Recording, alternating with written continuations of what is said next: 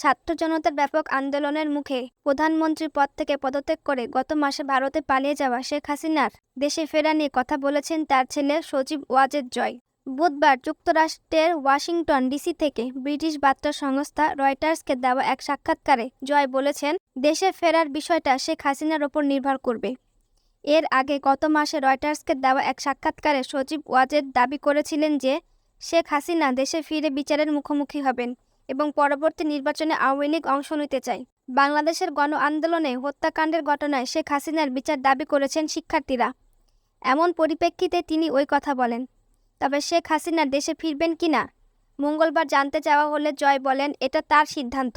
এই মুহূর্তে আমি আমার দলের লোকজনকে নিরাপদে রাখতে চাই।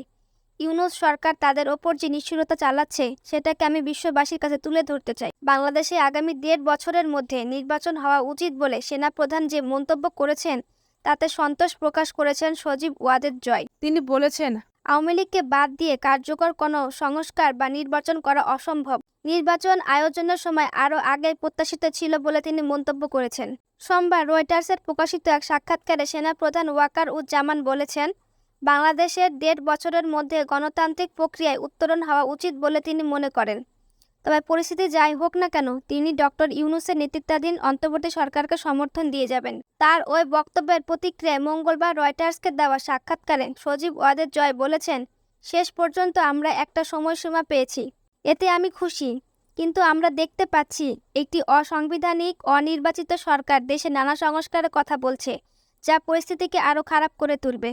শেখ হাসিনা পালিয়ে যাবার পর পুলিশ বাহিনী অকার্যকর হয়ে পড়লে সেনাবাহিনী গুরুত্বপূর্ণ ভূমিকা পালন করতে শুরু করে। তবে সজীব ওয়াজেদ জয় বাংলাদেশের সেনা অভ্যুত্থানের অতীত কিছু উদাহরণ তুলে ধরেন।